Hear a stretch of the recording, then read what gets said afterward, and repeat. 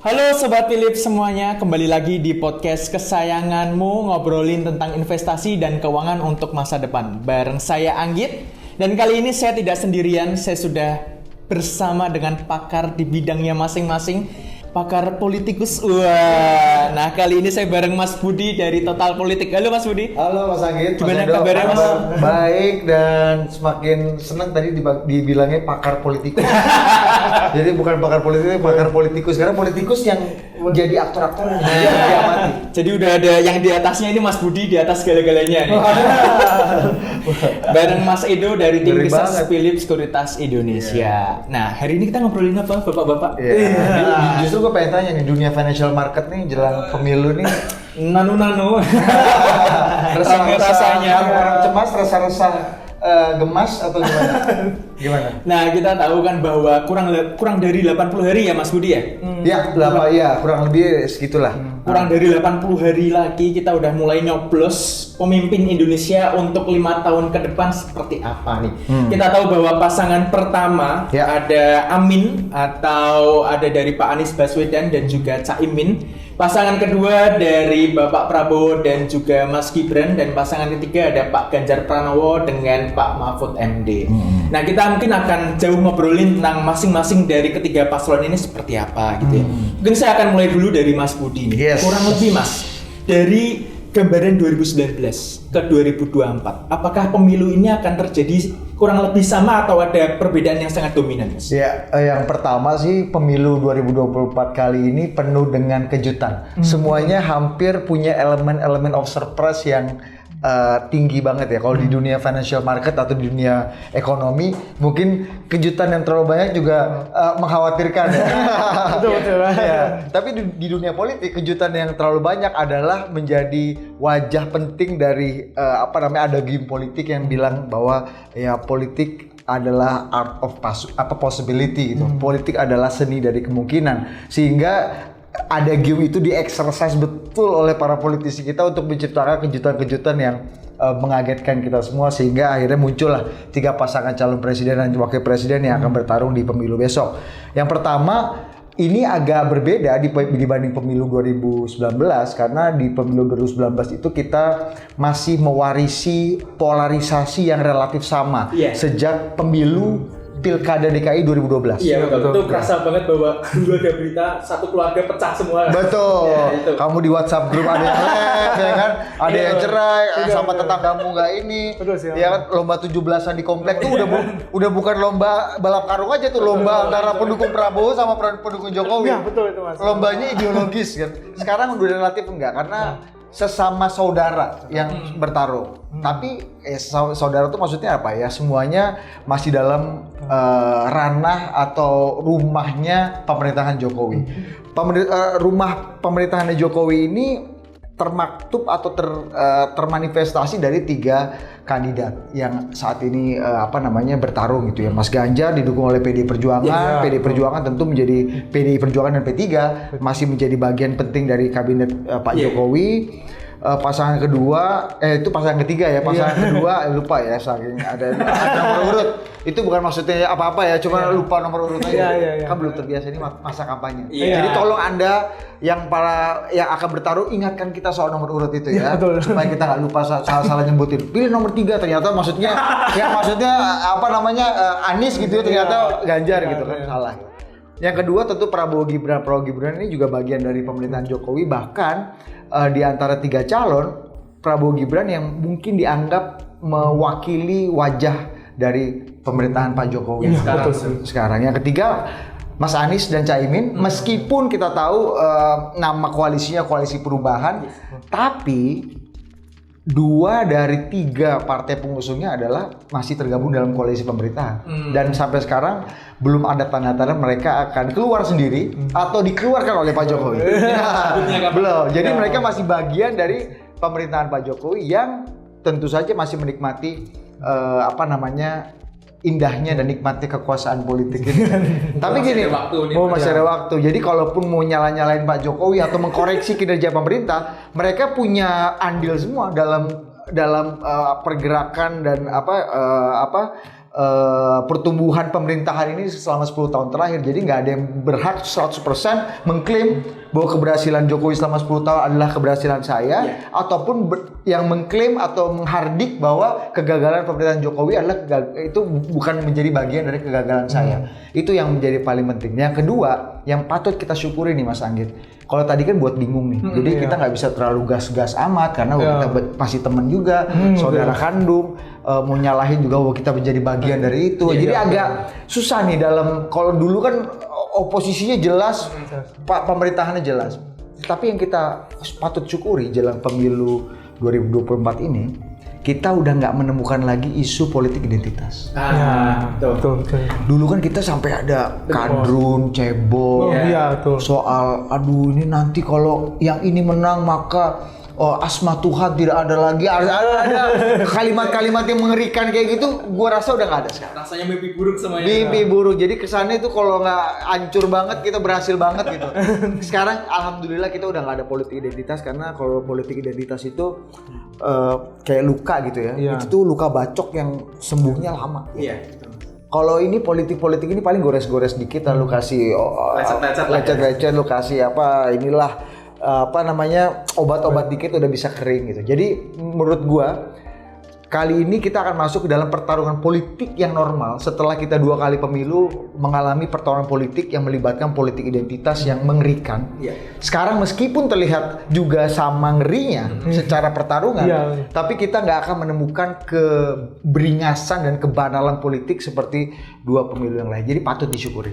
Dan seburuk-buruknya pertarungan politik yang pernah ada di Indonesia di era modern pasca reformasi adalah pertarungan atau perseteruan politik antara Ibu Mega dengan Pak SBY. Dan itu kan keras banget. Kita tahu sampai nggak mau ketemu, posisi 10 tahun. 10 tahun katanya nggak datang ke istana buat 17-an. Betul. Sampai segitunya kan. Salaman nggak mau apa segala macam. Tapi ya itu, seburuk-buruknya perseteruan politik ya kayak gitu. Nggak sampai kayak politik identitas kan. Nggak sampai rakyat mogok, negara terpecah. Yang dikorbanin yang di bawah. Kita perang sipil segala macam. Jadi menurut gua ini kita masuk kembali ke new normal baru dalam politik Indonesia. Seperti itu ya teman-teman Sobat Philips semuanya, jadi sudah lebih kalem yang saya. Kalem tapi tetap sportif tentunya. Selanjutnya kita akan ngomongin tentang visi misinya mungkin Mas. Kita tahu juga Mas Edo bahwa salah satu paslon, mungkin kita ngambil yang paling di pucuknya ya Mas. Saya melihat bahwa di berita seperti Ganjar Mahfud MD bahwa ngomongin tentang gaji guru. Gaji guru yang menjadi pucuknya lah yang diarahkan untuk bisa saya menang naik gitu semuanya. Lalu dari pihak Prabowo Gibran bahwa akan ada makan gratis untuk anak sekolah gitu. Hingga akhirnya yang terakhir ada Caimin dan dari Anies Baswedan dan juga Caimin, yaitu tentang mungkin harga BBM yang isunya ingin diturunkan, nggak ada impor dan lain sebagainya gitu kan Mas. Nah kalau dari sudut pandang Mas Edo sendiri seperti apa itu Mas? Kalau saya lihat ya dari visi misi masing-masing paslon ya, kalau untuk bagaimana keunggulannya. Jadi kalau misalnya kita lihat kan memang kayak paslon pertama kan ada isu dia memang dia mau menggratiskan menurunkan harga BBM ya, minimal ya stabil lah ya. Jadi kita lihat dulu bagaimana melihat harga komoditas dunia ya, karena kan harga minyak itu kita nggak semena-mena kayak sendiri, kita bisa nurunin misal, sedangkan harga komoditas dunia naik, sedangkan di kita maksudnya karena ini programnya si paslon satu ini si Anies sama Caimin, mereka ingin mensubsidi cukup besar ya untuk harga BBM. Jadi kalau saya bisa lihat ya, ini kita harus lihat dulu nih bagaimana sih dari paslon satu ini untuk membuat apakah make sense nih si Caimin sama Anies Baswedan ini untuk mensubsidi cukup besar, karena kita bisa lihat kan kalau misalkan jika misal subsidi kita diperbanyak ke BBM itu kan pasti mengurus namanya GDP ya. Nah GDP itu kan patokan kita kan untuk melihat bagaimana pertumbuhan ekonomi saat ini kan. Kalau misalkan ketika GDP kita turun terus kan otomatis kita nggak akan terus-terusan kayak mensubsidi harga BBM tersebut pasti dikurangi sampai saat ini kan juga terlihat kan harga BBM kan naik ya mengikuti harga komoditas minyak mentah dunia yang dimana terbilang sudah cukup tinggi nih. Jadi ya let's say kita harus lihat terlebih dahulu bagaimana kebijakan atau bisa lihat harga komoditas secara global. Itu kalau misalkan dari Anies Baswedan sama Chelsea ya pasal 1. Soal BBM ya tadi. Iya, betul. Jadi menurut lo nggak masuk akal atau masuk akal? Possible? Realistis atau enggak gitu? Realistisnya Dengan kondisi yang reserve fiskal kita sekarang. ya kalau misalnya kita lihat realistisnya kurang ya. Karena kan kita ngeliat dari harga komoditas dunia ya Mas ya. Ini kan komoditas dunia saat ini minyak mentah naik terus-terusan nih. Nah bagaimana sih Caimin sama tim Anies Baswedan sama Caimin ini bisa memurahkan harga BBM, menggratiskan tadi apa bahasanya apa tadi? Iya, kayaknya mulai turun atau bahkan sampai banget gitu. Nah, itu bagaimana apakah pakai dana pribadi mereka? Ya, Kan atau mungkin gini kali ya, pertama kalau nggak utang ya kita nggak bangun sekolah, nggak bangun jalan ya buat cuci di BBM aja. Nah, ya itu jadi kita harus lihat lebih dahulu nih bagaimana ya prospeknya sih seperti itu. Atau mungkin Anda kurang optimis kali ngelihatnya. Kan ada B30, B40, B50, B60, siapa tahu nanti kita punya riset tentang biosolar yang 100% maju sampai B100 gitu. Karena kita punya komoditi sawit yang luar biasa kan. Ya komoditas sawit tuh memang ada cuman prosesnya itu kan kita nggak bisa sendiri kan. Ujung-ujungnya kita pasti namanya ekspor dari luar. Itu. Jadi ya let's say ya kita harus melihat terlebih dahulu seperti itu. Ya, siap. Oke, kalau dari Mas Budi untuk paslon 2 Mas tentang paslon 2 itu siapa ya? Prabowo ya. Saya pasti ngapalin. Kalau saya baca kan dari yang disampaikan Pak Prabowo itu kan bahwa akan ada makan gratis untuk anak sekolah Mas untuk mencegah stunting gitu kan ya. Tapi kalau saya ngelihat informasi lagi bahwa stunting itu akan terjadi kurang lebih pada 1000 hari pertama anak tersebut alias ya sampai usianya 3 tahun Mas. Nah, apakah cara ini efektif untuk menekan stunting itu Mas? Nah, tentu ini persoalan teknis yang bisa bisa dijawab oleh ahli kesehatan atau ahli gizi ya. Tapi kita bicara kebijakan publik aja sebenarnya soal makan siang gratis itu kan sebenarnya kan terkait dengan gizi anak sekolah. Iya, betul. Dan kalau bicara mengenai stunting kita tuh udah tahu banget bahwa stunting itu bukan soal ketika anak sekolah gizinya, tapi sejak ibu hamil masih dalam kandungan, kemudian melahirkan, bagaimana proses pertumbuhannya sampai anak itu sekolah. Jadi proses penanganan stunting itu kalau ada makan siang gratis di sekolah itu adalah bagian dari hilirisasi lah persoalan stunting di Indonesia. Tentu saja ini nggak menyelesaikan 100% masalah, tapi tentu saja mungkin ini menjadi pelengkap dari program-program pengentasan stunting yang selama ini dijalankan. Kayak misalnya kalau kita lihat dari bantuan sosial ya, bansos Pak Jokowi beberapa tahun terakhir termasuk dalam skema 546 triliun tahun depan dan 476 triliun tahun ini, itu ada bantuan kalau nggak salah di PKH kalau nggak salah, itu ada bantuan untuk ibu hamil, untuk anak di bawah 6 tahun, ada insentif di situ. Nah, ini mungkin salah satu juga bagian dari mekanisme untuk mengurangi level stunting gitu ya. Nah, makan siang gratis adalah mungkin bagian dari hilirnya. Jadi hilirisasi stunting gitu, Bro. Jadi mungkin ya untuk melengkapi itu. Apakah ini menyelesaikan masalah? Belum tentu juga gitu. Tapi kalau apakah ide makan siang gratis ini possible apa enggak? Seperti BBM tadi. Nah, di dunia sih banyak ya contoh katanya ya, gue juga belum riset terlalu dalam.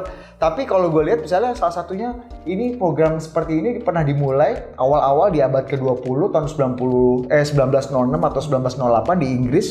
Ada namanya programnya Lunch for School waktu itu, dan itu diinisiasi oleh Partai Liberal di Inggris gitu untuk memberikan makan siang gratis buat anak-anak sekolah. Itu inisiatifnya di awal abad 20 tuh kayak gitu. Jadi sebenarnya ini bukan ide yang baru, tapi mungkin mereplikasi ide-ide lama yang siapa tahu bisa dicoba di Indonesia. Bagian dari tadi hilirisasi penanganan stunting. Dihadirkan kembali gitu ya Mas. Ada duitnya apa enggak? Enggak tahu kembali. Semua kan program ini kan ada gini, Bos. George Bush Senior pernah bilang gini, mantan presiden Amerika, campaign is one thing, governing is another thing. Jadi boleh aja lu kampanye macam-macam. Ya pemerintah tuh nanti urusan belakangan. Ngomongin lebih lanjut. Ya. Kalau kata Pak Khatib Basri, presiden akan kembali menjadi orang yang normal itu setelah 2 tahun dia memerintah. Setelah dia melihat buku anggaran, setelah dia melihat balance neraca, defisit neraca perdagangan, ya kan? Dia lihat fiskal kita berapa, tax ratio kita berapa, baru kemudian seorang presiden itu akan jadi orang yang normal. Jadi apakah semua ketiga capres ini nanti ketika 6 bulan dilantik mungkin jadi presiden akan kembali ke orang normal? Kayaknya nggak mungkin ya. Jadi bakal ada perubahan ya, saya nanti ingat kita udah dilantik jadi presiden pasti adjustment gitu ya. Iya, adjustmentnya Pasti karena menurut gua di Indonesia itu ideologi nggak ada partai ataupun calon presiden saat ini ya yang menurut gue mewakili warna ideologi tertentu. Nggak seperti di Amerika, partai liberal dan partai konservatif kan beda banget tuh, Demokrat dan Republikan. Antara penggunaan teksnya, social health care-nya aja beda banget kan. Satu akan nurunin teks, satu akan naikin teks untuk meratakan 180 derajat. Kesejahteraan yang sangat berbeda. Jadi kalau Trump yang menang atau Biden yang menang, kita tahu nih akan kayak apa nih pemerintahannya. Tapi kalau sekarang kan di Indonesia kan nggak ada. Hampir semua kita tadi udah cek gitu satu-satu ya. Nanti mungkin paslon nomor 1 belum kita bahas. Tapi kurang lebih sama lah. Semua program-program populis yang menyenangkan dan mewakili kebutuhan konstituen. Market driven sebenarnya ini. Jadi bukan ideologis, bukan ideological driven, tapi market driven. Layaknya seorang marketing aja, kebutuhan pasarnya apa, dia coba fulfill dengan janji-janji politik yang menurut dia akan menyenangkan market itu. Guru tadi gitu, Mas Ganjar soal apa tadi, guru ya? Guru, soal guru, gaji guru itu kan market guru dunia pendidikan. Itu kan banyak banget gitu. Itu kan market driven, ada populasi, ada pasarnya. Nah, itu kan yang lagi-lagi apakah itu mungkin apa enggak? Dari misalnya kalau kita baca pertumbuhan ekonomi, semuanya luar biasa Pak Edo. Gue pengen nanya nih, seberapa realistis tuh? Misalnya kalau kita lihat Mas Ganjar itu janjinya 7%. Iya, betul. Mas Anies janjinya 5,5 sampai 6,5. Ya, sampai 6 ya, 5,5 sampai 6. Pak Prabowo 6 sampai 6,5%. Apakah realistis apa enggak? Itu kan kita kan cuma angka-angka. Itu sebenarnya. Angka-angka doang sebenarnya. Bener. Proyeksi mereka sih dari kedepannya bagaimana seperti itu. Jadi, itu kan janji kan yang belum tentu apakah mungkin apa enggak. Banyak yang bilang sekarang Pak Jokowi yang sebagus ini aja misalnya. Ukurannya Pak Jokowi bagus apa sih? Approval ratingnya tinggi banget lah. Sekarang masih di antara 75 sampai 76%. Artinya Pak Jokowi dianggap quote unquote sukses oleh sebagian besar masyarakat Indonesia. Puas masyarakat terhadap kinerja Pak Jokowi. Itu aja pertumbuhan kita nggak sampai 5%. Iya, betul. Iya kan? Betul. 4, berapa sekarang, Dok? 4,5 sampai 5 lah, pokoknya under 5. Under 5 kan? Nah, apalagi itu, apakah mungkin Pak Jokowi yang udah dianggap seberhasil itu quote unquote ya, kalau kita merujuk pada approval rating, itu bisa dikalahkan sama 3 calon presiden yang punya ambisi economic growth. Harusnya ditanya, lu janji tax ratio lu berapa? Lu mau nurunin ICOR-nya berapa? Ya kan? Atau lu gitu-gitu kan? Atau lu ini duitnya dari mana? Apakah PMA? PMA tuh investment grade kita berapa sekarang? Gimana insentifnya? Gitu-gitu kan harusnya lebih realistis ya. Tapi kan nggak asik ya buat kampanye. Rakyat kan nggak mau denger. Perlu pancingan tentunya Mas. Iya gitu kurang lebih panggil. Oke, soal visi misi kita udah dapat gambaran dari Mas Budi maupun Mas Edo seperti apa. Selanjutnya mungkin Mas, sekarang kita udah masuk musim hujan. Kita ngelihat bahwa sekarang ya mulai kelihatan ada awan. Hujannya kelar, awannya biru, kelihatan langit seperti apa. Nah, kurang lebih pada pertengahan tahun ini 2023 sampai dengan awal tahun kurang lebih Mas, itu bahwa Jakarta isunya kan polusinya sangat mengerikan Mas, bahwa indeks kualitas udara kita sangat merah sekali, bahkan udah mendekati hitam, sangat berbahaya gitu kan Mas. Nah, kalau menurut Mas Budi maupun Mas Edo, gambaran tentang paslon-paslon ini untuk mengatasi tentang isu politik ini Mas, yaitu hubungannya ke energi hijau seperti apa mungkin Mas? Edo dulu kali ya. Gua tinggal nyontek Edo. Oke, silakan Mas Edo. Ya kalau misalkan kita lihat ya, memang masing-masing paslon ini kayak sedang membentuk ya, atau bisa bilang sedang membuat kinerja bagaimana untuk supaya Indonesia ini bisa menjadi bebas polusi ya kan. Seperti kita ketahui kan memang kan di Indonesia polusinya sudah cukup tinggi ya, terutama di DKI Jakarta nih. Kan sempet nih polusi udara tebal nih, terus ya kita bilang seperti kabut lah, seperti di puncak ternyata itu ada polusi udara, sampai kan Gubernur DKI Jakarta kan harus kayak memberi nyiramin jalanan, tanaman itu untuk untuk mengurangi polusi kan. Nah, let's say polusi. Polusi. Kalau polisi jangan dikurangi, harus lebih banyak. Kita bisa menjaga keamanan kita. Nah, betul. Jadi kalau misalnya dilihat bagaimana cara mengentasnya, maka kalau kita lihat dari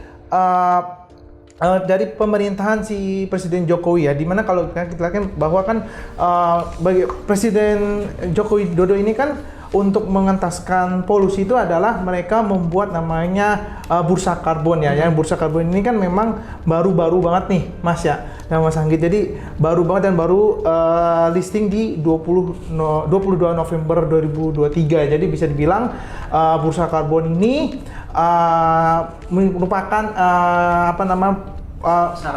sarana lah buat Jokowi ya untuk atau bisa bilang membuka jalan lah. Jadi kayak di mana bursa karbon ini untuk membuat perusahaan-perusahaan ya, khususnya di mana yang memberikan sumbangsih polusi terbanyak ya let's say itu kan, untuk bisa berkontribusi terhadap namanya bursa karbon. Dan bisa dibilang ketika di mana perusahaan tersebut ya yang menyumbang lebih banyak kan kayak mereka kayak memberikan ya kan ada untuk masuk bursa karbon kan ada syarat-syarat tertentu ya, yang dimana kan misalkan perusahaan atau perusahaan tersebut ternyata memberikan polusi udara cukup tinggi nih, dari segi produksi pabriknya itu ternyata polusinya bisa dibilang cukup tinggi nih dinilai nih oleh pemerintah. Terus let's say bagaimana untuk mengatasi adalah supaya tidak terjadi itu, maka pemerintahan Joko Widodo ini kayak menetapkan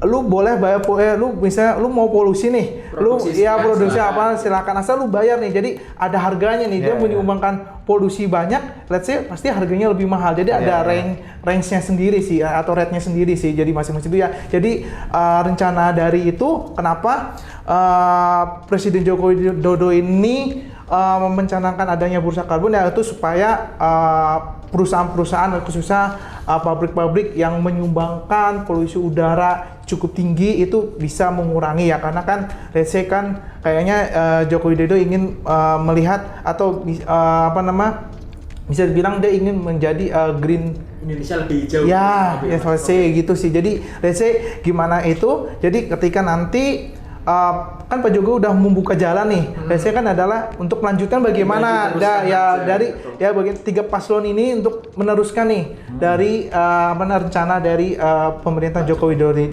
Widodo ini seperti itu. Oke, Mas Edo. Nah, kalau Mas Budi, kita tahu bahwa Pak Jokowi ini lingkarannya erat dengan batu bara, Mas. Nah, bahwa yang saya tahu, Mas, saya lulusan pembangkit energi, Mas. Oh gitu. Ya, saya jurusan teknik mesin. Jadi buat gambaran mungkin gimana? Kita tahu bahwa sekarang itu kan ya semua diarahkan untuk listrik. Betul. Mobil listrik, kendaraan listrik, insentif yang diberikan sangat besar sekali. Tapi nggak bisa dibohongi bahwa ya listrik ini diproduksi masih paling banyak dari apa, Mas? Batu bara. Jadi pembangkit listriknya masih batu bara, tapi mobilnya mobil listrik. Dan yang penyedia produsen mobil listrik dengan produsen batu bara sama. Agak-agak mirip.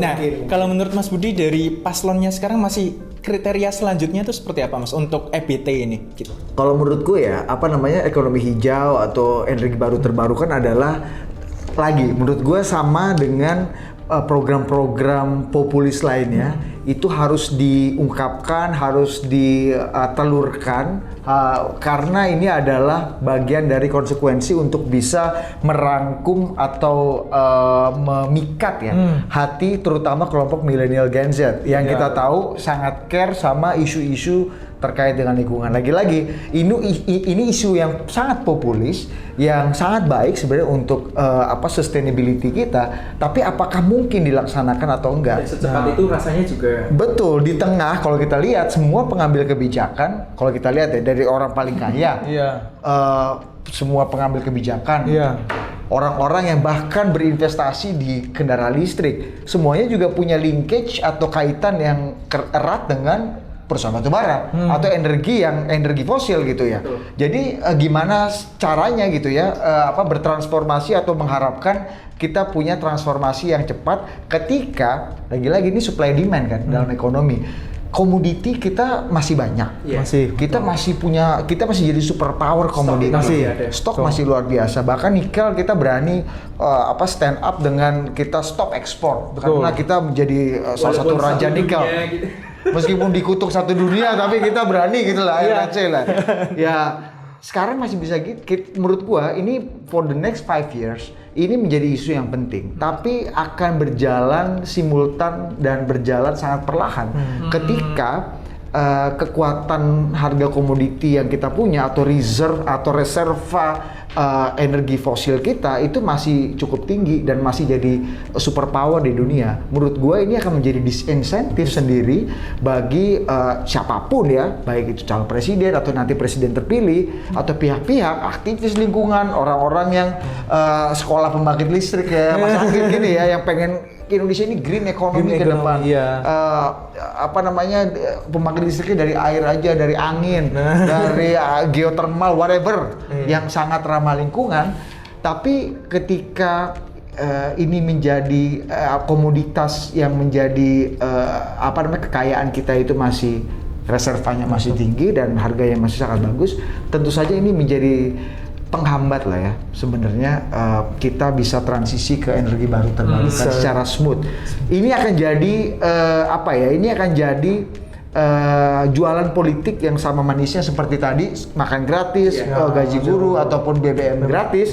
Apalagi BBM gratis, gimana ceritanya? Nah, ini kan artinya kalau lo ngasih BBM dengan harga lebih murah, BBM lo ya, bukan mobil listrik lebih murah ya. Itu kan artinya lu merangsang orang menggunakan kendaraan berbahan bakar fosil, betul, lebih tinggi dong. Wah, murah cok, ya pakai mobil aja kemana-mana bisa lagi tuh. Jadi agak logicsnya harus lebih bisa kita tempatkan dengan baik ya. Menurut gue sih itu. Yang kedua mungkin lagi-lagi konflik kepentingan. Apakah konflik of interest-nya ini bisa diselesaikan oleh orang-orang yang nanti akan menjadi pemimpin kita di masa depan gitu ya. Ketika semuanya berkelindan menjadi satu, terutama bagi orang yang mensupport political campaign atau orang yang mungkin menjadi bagian dari pemerintahan di masa depan, juga menjadi bagian dari saya nggak mau bilang tapi bagian dari konglomerasi lah. Ini di-cut aja ya. Bagian dari konglomerasi atau kekuatan bisnis yang masih mengandalkan komoditas bahan bakar fosil gitu misalnya. Jadi ini akan quite challenging. Tugasnya adalah yang pertama kekuatan global harus betul-betul bisa bertransformasi sehingga memaksa kita untuk nggak mungkin bergerak sendiri. Jadi kita ada dorongan dari luar. Ada push factor dari eksternal, misalnya ya dorongan global dan kemudian disinsentif. Misalnya seperti Eropa ya, for some extent kita bisa debat soal sawit, apakah layak atau enggak, tapi itu bagian dari push factor untuk membuat kita berbenah dari dalam. Kita bicara mengenai ekologinya, kita bicara mengenai reservasi hutannya gitu segala macam. Jadi itu yang pertama. Yang kedua lagi-lagi ya dari dalam negeri juga penting. Bagaimana kelompok milenial Gen Z, terutama ya sebagai strong voters, mayoritas pemilih 56%, 57%. Dari semua data riset yang ada, mereka orang-orang atau kelompok yang sangat peduli pada isu lingkungan. Dan itu bukan hanya menjadi keprihatinan dan kepedulian semata secara statistik, tapi juga kemudian kita lihat belakangan ini bertransformasi menjadi lifestyle yang lu keren kalau lu pakai tumbler, lu keren kalau lu pakai tote bag gitu-gitu. Jadi bagian kehidupan malah. Dan lu dianggap keren kalau kayak gitu. Dan pasti mau nggak mau politik kan ada gimmick politik gini Mas Edo. A politician goes where the voters are. Politisi akan pergi kemana pemilih itu berada.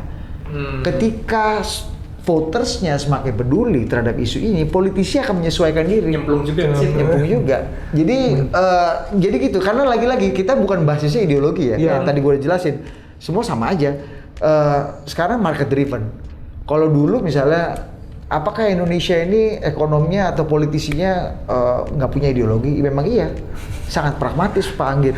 Dulu, misalnya kita lihat, misalnya kita tahu Orde Baru kita ekonominya adalah yang ngelit teknokrasi ekonomi kita adalah kelompok senior-senior dari Berkeley gitu, Pak Wijoyo dan kawan-kawan, para kaum teknokrat. Di tahun 70 mereka melahirkan banyak kebijakan yang sangat strukturalis, yang sangat intervensionis gitu. Ketika apa? Tahun 70-an kita lagi oil boom, kita lagi bonanza minyak. Artinya uang kita banyak sekali. Disitulah pada masa itu, dan itu dipimpin ekonomi kita waktu itu diorkestrasi dan dipimpin oleh tim-tim teknokrat lulusan Amerika, orang-orang Berkeley, orang-orang Chicago, yang notabene harusnya mengusung liberalisasi ekonomi. Pahamnya itu. Tapi tahun 70-an di bawah pimpinan mereka, ekonomi kita sangat intervensionis. Semua intervensi by negara. Semua program diberikan oleh negara, subsidi gila-gilaan, dan sangat bertolak belakang dengan liberalism values gitu misalnya. Tapi tahun 80-an ketika harga minyak jatuh, kita nggak punya uang secara fiskal kita, ekonomi kita jadi lebih terbuka. Liberalisasi terjadi, deregulasi, ada Pakto tahun 86, sehingga ekonomi kita jauh lebih deregulatif gitu. Bank-bank swasta bertaburan kemana-mana. Masih ingat kan bea cukai waktu itu dipegang sama SGS. Masih ingat. Kayak gitu kan, sangat. Jadi terjadi liberalisasi ekonomi yang lumayan ekstrim pada waktu itu. Dan itu dilakukan juga oleh para teknokrat yang tahun 70 juga melakukan kebijakan-kebijakan yang intervensionis. Jadi artinya, kembali ke kesimpulan awal, ideologi adalah konsekuensi dari kebijakan, bukan penyebab dari sebuah kebijakan. Gitu menurut gue. Jadi artinya nggak ada, semua itu pragmatis ya Pak Anggit. Jadi nggak ada apakah Pak Anggit kalau sekolah apa tadi sekolah lu? Teknik mesin ya? Teknik mesin untuk khususnya untuk pembangkit listrik gitu ya. Apakah nanti kalau lu jadi Menteri SDM akan menelurkan kebijakan-kebijakan yang sangat pro sustainability? Nggak juga. Semuanya. Oh, batu bara saya murah kok. Misalnya harga batu bara bagus. Untuk DMO DPO-nya bagus harganya. Yuk kita pakai ini aja daripada investasi di green economy. Kenapa nggak dimanfaatin sekalian gitu kan Mas? Selagi masih ada gitu. Itu kan. Makanya lagi-lagi semua tuh based on pragmatic menurutku ya. Gitu. Jadi nggak usah serius-serius amat. Oke Mas, selanjutnya ngomongin tentang yang di bawah akar rumput Mas, tentang UMKM. Dari setiap paslon tuh gambarannya bagaimana sih Mas untuk nge-push UMKM ini supaya ya yang tadinya mikro bisa bergerak lebih naik lagi nih gitu. Menurutku sih salah satunya adalah kalau bicara UMKM ya, ini kan penggerak utama ekonomi kita lah, salah satunya. 99% struktur ekonomi kita tuh ya banyak kan UMKM dan ya 90% dari UMKM itu mikro dan ultra mikro. Jadi kelompok menengah lagi, usaha kecil menengahnya sangat kecil. Jadi seperti piramida gemuk di bawah. Secara politik lagi-lagi ini adalah marketnya besar. Jadi tentu saja kemarin waktu itu kita tahu ada soal TikTok Shop, ada soal Tanah Abangnya sepi, sehingga kebijakan-kebijakannya tentu saja ketika market UMKM gede banget ya tentu saja favor ke para pelaku UMKM yang jumlahnya sangat besar ya, 99% ekonomi kita itu. Nah, tapi menurutku kalau ke depan apa yang dilakukan oleh Pak Jokowi selama 5 tahun terakhir itu udah sangat bagus untuk bisa dilanjutkan sih. Beberapa hal lah, misalnya soal digitalisasi UMKM. Ketika UMKM go digital, semua terhubung kepada ekosistem digital, baik tidak hanya marketplace ya, tapi pembukuan, tapi juga transportasi. Bahkan sekarang lagi fokus ke pemerintah itu kalau nggak salah ke hilirisasi di hulu dan memanfaatkan teknologi. Misalnya kita tahu banyak startup yang di bidang situ gitu ya, ada e-fishery, ada misal dulu ada Tanihub, ada ke depan ada Elefarm, ada Chilin, ada broiler, macam-macam gitulah ya yang bergerak di sektor hulu. Itu juga menarik gitu ya untuk menaikkan leverage UMKM kita, go digital, yang kemudian tentu saja akses kepada pendanaan. Karena akses pendanaan pada UMKM kan selama ini mengandalkan KUR. Ya, betul sekali. Dari bank BUMN semuanya. Dan itu jumlahnya banyak, cuma kecil. Dan yang kedua, sekarang berapa persen sih UMKM kita yang bankable? Berapa persen sih UMKM kita yang mungkin pakai formal gini, pakai struktur dan pakai pola pinjaman ala perbankan yang bisa comply. I don't think so. Mereka punya agunan, mereka punya kolateral untuk bisa dijaminkan untuk mendapatkan modal. Akhirnya mereka dapatnya kecil-kecil aja, sehingga mereka tuh nggak susah untuk naik kelas. Pertumbuhannya di situ-situ. Pertumbuhan di situ aja, dari ultra mikro ke ultra mikro lainnya gitu loh. Iya. Jadi dari ultra mikro ke mikro. Nanti kalau lagi apes cuaca berubah, badannya ultra mikro. Iya. Jadi jarang yang naik kelas ke kelas menengah gitu, kecil ataupun menengah. Nah menurutku ini perlu ada terobosan sih. Misalnya di dunia perbankan harus ada keputusan yang clear gitu ya. Credit scoring gitu misalnya. Jadi kita melihat potensi UMKM nggak cuma dari kolateralnya, karena kalau pakai kolateral atau agunan berapa persen yang cuma yang bisa comply dengan prasyarat perbankan. Perlu ada terobosan, misalnya credit scoring. Di beberapa negara udah pakai itu credit scoring. Atau misalnya kedua, mekanisme lain lah, misalnya pinjaman lunak yang lain, dan itu juga jadi salah satu materi kampanye beberapa calon presiden. Kalau nggak salah ada yang kredit startup, kredit santri, jadi penyaluran kreditnya itu nggak konvensional seperti yang udah terjadi pada masa-masa lalu gitu ya. Menurutku sih melanjutkan apa yang dilakukan oleh Pak Jokowi udah sangat amat baik gitu. Karena ya jangan sampai UMKM kita tuh hanya seksi dijadiin kampanye politik aja, bahwa ini kelompok yang harus kita bela apa. Enggak, mereka harus naik kelas. Namanya doang. Bener, karena sebaik-baiknya UMKM adalah mereka yang bermimpi menjadi konglomerat kan. Iya. Dan banyak konglomerat memulai dari UMKM gitu. Jadi menurutku gitulah. Jadi nggak ada yang nggak mungkin kan sebetulnya, Mas? Harusnya sih nggak ada yang nggak mungkin ya, tapi memang harus ada keseriusan dan komitmen yang sampai ekstrim dikit mungkin gitu. Betul kayak tadi perbankan mau nggak tuh pakai kredit scoring? Terobosan sih sebenarnya sih, lebih ya bagaimana nanti masing-masing paslon ini yang membuat terobosan. Karena kalau kita lihat kan saat ini kan memang UMKM kayak misal mau pinjam dana ke bank kan kayak ada batasnya, kan ada limitnya.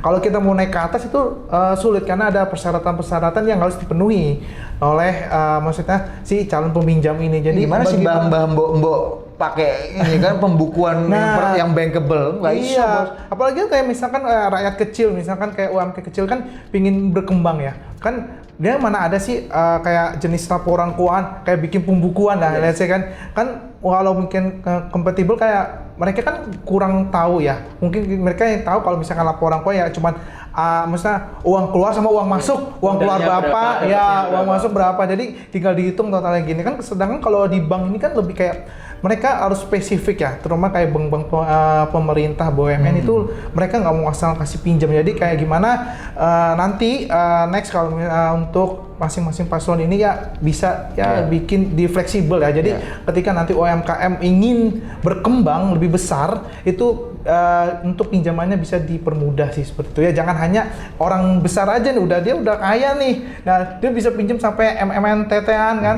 sedangkan yang di bawah ini nggak bisa. Jadi ya let's say kalau misalkan mau ekonomi merata ya itu kita lihat dari bawah dulu sebenarnya. Fleksibilitasnya. Betul. Dan salah satu misalnya ketika perbankan sulit untuk agile dan fleksibel melihat kondisi sekarang, makanya tadi seperti yang Pak Edo katakan, gimana mbah-mbah di pasar mau bankable ya susah. Pembukuannya nggak bankable, makanya yang hadir ketika mereka buka pasar jam 4 pagi, tau nggak siapa? Ya rentenir di situ. Hadir di tengah-tengah, ibu mau berapa? Kasih langsung. Sementara bank baru buka jam 8 misalnya.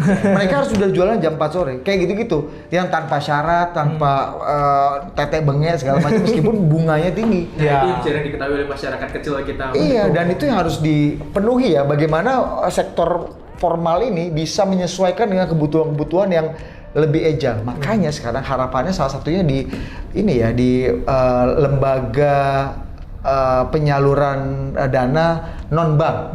Ya, fintech lah. Misalnya fintech ini P2P lending kan juga sekarang berkembang ya, dan banyak juga yang menyasar sektor UMKM. Untuk bisa bagusnya ini ada kompetisi, ada ada market kita lebih berwarna, sehingga perbankan juga mau nggak mau, kalau nggak mau dilibas sama fintech ya, karena penetrasi pinjamannya kan luar biasa kan. Iya, betul. Dan risk manajemennya, NPL-nya juga mereka semakin lama semakin terukur.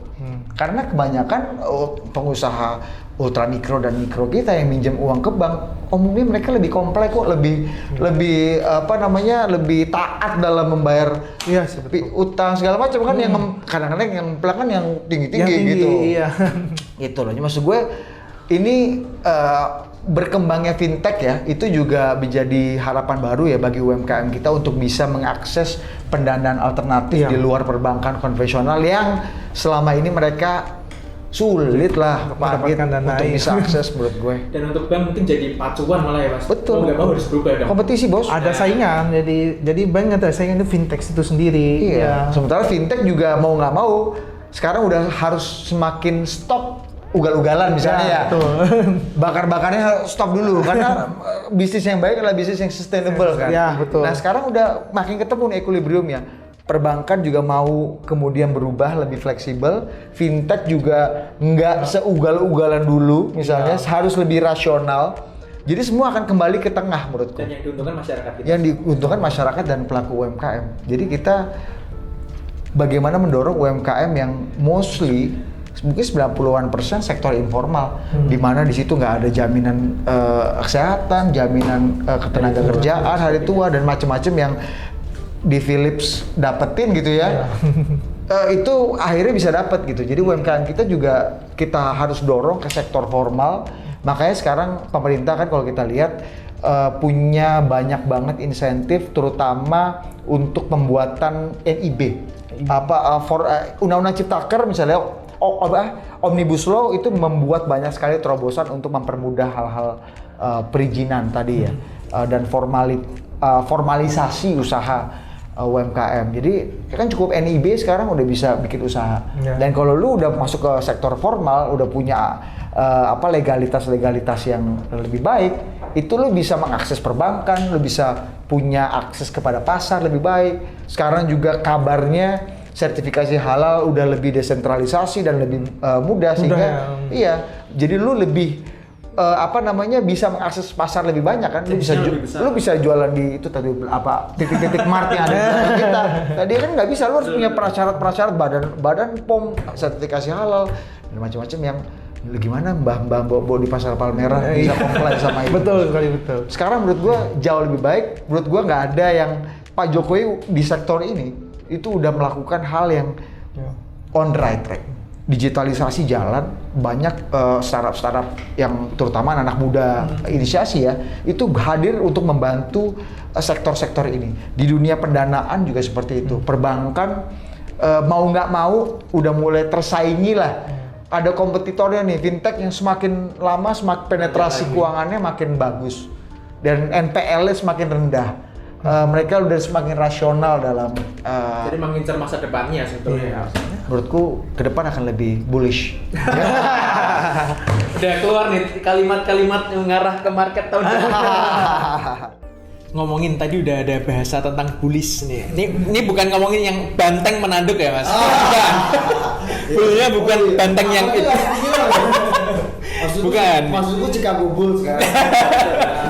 Nah, teman-teman, tentang bullish, tentu kita pengen tahu pandangan tentang market di 2024 dan kedepannya akan seperti apa. Setelah pasca kejadian dari hasil politik ini udah ketemu muaranya di mana. Nah, itu gambarannya nanti gimana dari Mas Edo dulu mungkin? Oke, kalau kita lihat ya kalau misalkan untuk pemilu, kalau misalnya kita lihat secara belakang secara histori, memang pemilu di saat adanya pemilu itu tuh rata-rata pergerakan IHSG itu memang cenderung bergerak menguat ya atau bullish ya. Nah, let's say saya melihat untuk di tahun 2024 nanti ya, ada proyeksi bahwa pergerakan IHSG ini bisa menyentuh ke range harga di level 7.200 sampai 7.500 sih. Kalau sekarang sih 7.000-an kurang lebih ya Mas? Ya, untuk akhir tahun ini ya, sisa akhir tahun ini ya bisa mencapai ke 7.000. Namun untuk sampai di tahun 2024 menjelang pemilu nanti ya, let's say itu bisa di level 7.200 sampai 7.500 ya. Dan untuk sektor-sektor yang berdampak ya, yang ya kita lihat sektor-sektor yang bergerak ya ya di saat adanya pemilu itu saya melihat itu ada di sektor consumer. Itu sektor consumer itu biasanya paling bergerak cukup signifikan ya. Sahamnya Pak. Yang sebut. Mungkin ada teman-teman di sana udah tahu ya sektor consumer itu apa aja. Terus habis itu yang kedua adalah sektor telekomunikasi nih.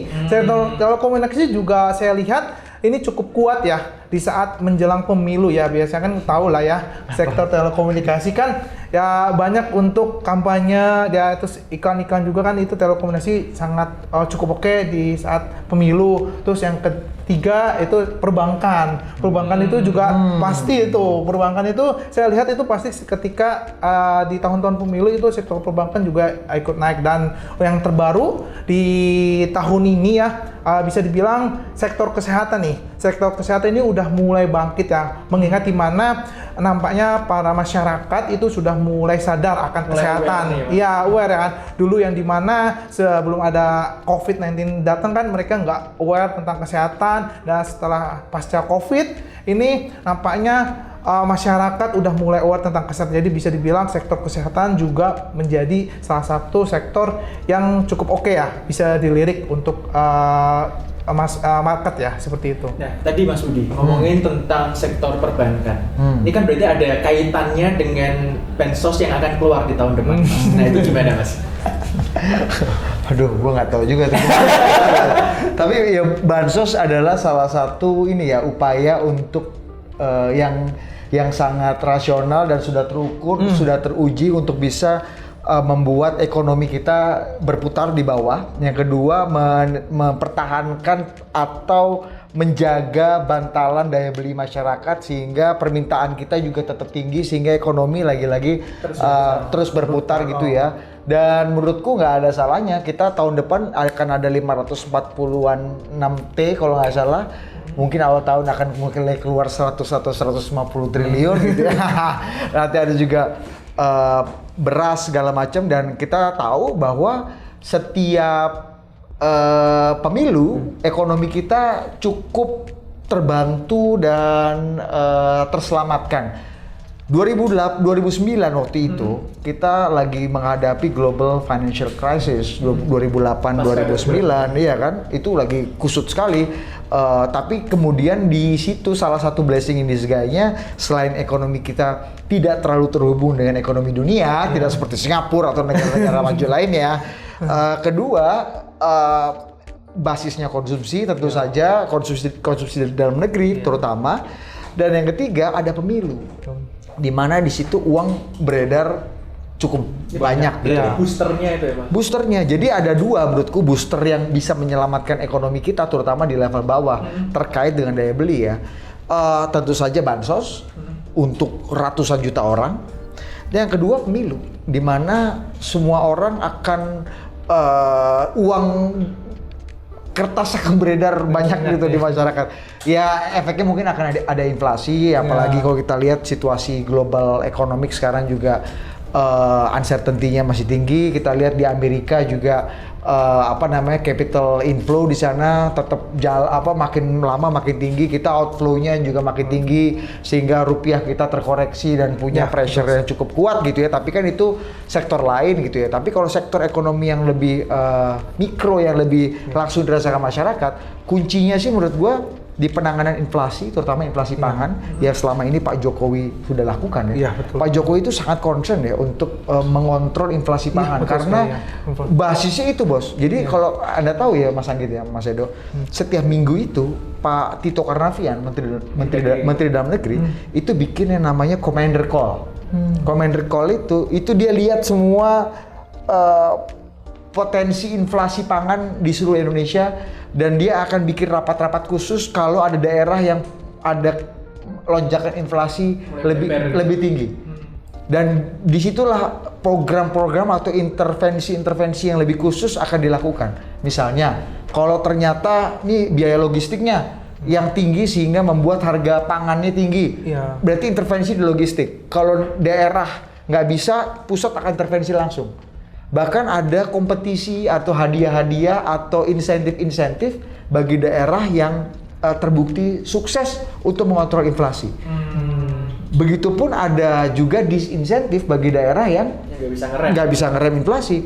Salah satu yang paling nyata dan paling mudah dilakukan oleh pemerintah pusat adalah mengganti penjabat kepala daerah. Kan sekarang ada hampir 500 kepala daerah yang diisi oleh penjabat gubernur atau wali kota bupati kan. Karena nanti akan ada pilkada serentak. PLT. Dan itu PLT atau PJ sebenarnya. PJ gubernur atau bupati wali kota itu kan ditunjuk sama otoritas di atas ya, baik pemerintah pusat ataupun pemerintah daerah atau gubernur gitunya lah pokoknya. Ya itu langsung diganti. Jadi kalau lu nggak terbukti bisa mengontrol inflasi, lu ganti. Jadi kuncinya menurut gua kita on the right track ya. Bagaimana Pak Jokowi melanjutkan program bantuan sosial sehingga ekonomi di level masyarakat itu tetap baik. Yang kedua gue bilang kontrol pada inflasi pangan dengan reserve yang kita punya ya. Kita masih alhamdulillah CPO masih oke, batu bara quite good, nikel juga oke lah gitu ya. Meskipun kita neraca perdagangan kita udah mulai berbalik sekarang, nggak seperti ketika masa-masa COVID bahkan setelah COVID ya. Iya betul. Karena juga sekarang dunia juga lagi menghadapi situasi yang quite challenging. Sekarang itu terjadi apa yang dinamakan dengan pushback globalization. Ketika semua negara itu membangun temboknya masing-masing gitu. Pasca pandemi orang jadi ngerti. Kan Pak sebelum pandemi kita betul-betul dunia ini terintegrasi dan terkoneksi satu sama lain. Terbuka. Tapi setelah pandemi enggak, you are on your own. Iya kan? Gue kamu aja aku tak pastikan dulu kebutuhan dalam negeriku beres baru aku akan ekspor kamu, enak aja. Betul. Enak ya kamu. Kita lihat sekarang semua negara bahkan negara-negara yang mengusung liberalisasi atau pasar bebas ekonomi itu memberikan insentif gila-gilaan untuk market dalam negerinya. Dan quote unquote menutup gerbangnya tinggi-tinggi. India lah misalnya pemasok beras dan gandum salah satu yang terbesar di dunia. Gula juga seperti itu, nutup pasar udah nggak ekspor sampai sekarang. Kalau kita nutup ekspor nikel, dia nutup ekspor beras sama gandum bos, sama gula, semua punya kunci masing-masing sehingga pilihan menjadi semakin sedikit. Sehingga lagi-lagi ujungnya adalah you are on your own. Lu harus bisa memproteksi diri lu sendiri. Dan ini menjadi challenge yang besar banget ya, bukan hanya bagi pemerintahan setelah ini, tapi juga ruling government nih, Pak Jokowi untuk memastikan bahwa ini aman. Karena apa? Kalau Pak Jokowi bisa memastikan semuanya ini smooth, berjalan dengan cukup baik ya, dengan negosiasi-negosiasi dan kebijakan yang sangat terukur, maka lagi-lagi ini punya dampak elektoral juga bagi calon yang dianggap yang berada di sampingnya menjadi bagian dari wajah Pak Jokowi. Gitu. Terserah. Di antara tiga terserah siapa. Nah itu. Gitu. Nah buat teman-teman semuanya, Sobat Philip, kalau mau tahu lebih jauh tentang siapanya ini mungkin nanti kan seiring hari nanti akan lebih kelihatan jelas. Nantikan pada Market Outlook tanggal 9 Desember nanti kita nggak sendirian, sudah bareng sama pasangannya Mas Budi ini. Nah dari Total Politik kita akan ngomongin banyak tentang kondisi market politik dalam negeri itu seperti apa. Nantikan Market Outlook tanggal 9 Desember 2023. Oke, mungkin ada closing statement dari Mas Budi? Ya pokoknya intinya gini, politik kita itu sampai leher aja jangan sampai hati. Jadi kita kalau berpolitik, berkampanye mungkin ingin mengglorifikasi orang yang kita dukung atau kurang lebih mengkritisi calon yang tidak kita dukung atau menjadi lawan kita, ya cukup sampai leher aja, jangan sampai hati. Karena pada ujungnya sebenarnya para politisi kita, elit-elit politik kita itu pada ujungnya akan berkompromi. Mereka di atas gandengan gitu. Mereka di atas gandengan setelah bertarung. Jadi sebenarnya sekarang ini prinsipnya adalah di level elit ya, apalagi sekarang udah nggak ada politik identitas, kita udah bahas bersama dan semua juga menjadi bagian dari rumah besarnya Pak Jokowi. Gue sih memprediksi bahwa ke depan tuh mereka akan bisa berkompromi untuk banyak hal. Jadi kali ini temanya pilpres atau pemilu kali ini bertanding untuk kemudian akan bersanding. Wah. Gitu. Ini ya adu gagasan aja lah ya Mas, jangan sampai adu otot gitu ya Mas. Apalagi buzzer-buzzer itu suara payu lah. Oke, Mas Edo. Oke, kalau dari saya sih mungkin nggak banyak ya. Jadi ya ketika nanti udah selesai pemilu ya tetap benar. Jadi kayak ya seperti bilang Mas Budi ya kita ya harus tetap bergandengan sih. Jadi kan memang kan untuk kayak namanya visi misi dari masing-masing kan ada keunggulannya masing-masing ya. Jadi ya nanti bagaimana mereka ketika nanti salah satu terpilih kan ya berarti saling melengkapi ya dari masing-masing keunggulan dari mereka. Jadi saya ya untuk teman-teman sini ya mungkin ya bisa lebih bijak lah ketika dalam menilai dari suatu visi misi dari masing-masing paslon seperti itu sih. Oke, seperti itu ya Sobat Philip ya. Jadi buat pengen tahu lebih jauh tentang kondisi market, nah dan juga kondisi politik Indonesia pasca 2024 nanti seperti apa, nantikan pada Market Outlook 2024 yang akan digelar pada 9 Desember 2023 besok. Nah, mungkin dari kami cukup sekian buat teman-teman Sobat Philip semuanya. Kalau ingin dengerin ulang podcast ini silahkan langsung aja follow semua sosmed kita. Ada Spotify, ada YouTube, Instagram, Twitter @talk2philip. Nah, silahkan langsung di follow aja untuk mendapatkan informasi terkini apalagi tentang Market Outlook besok itu 2 minggu lagi kurang lebih teman-teman. Oke, mungkin dari saya Anggit pamit undur diri. Mas Budi sudah cukup, tadi Mas Edo juga sudah. Kita nantikan ketemu lagi pada besok Market Outlook 2024. Saya Anggit pamit undur diri. Mungkin kita bareng-bareng ngomong tagline kita ya Mas. Apa tuh? Ya, nanti kalau saya ngomong talk to us, talk to Philip. Oke, kirain ada materi-materi kampanye. Oke, ini nanti kalau pakai jari nanti dikira. Iya, nggak boleh, nggak boleh. Oke, talk to us, talk to Philip. Oke, siap ulang. Oke, siap. 1, 2, 3. Talk to us, talk to Philip. Oke, dadah. See you.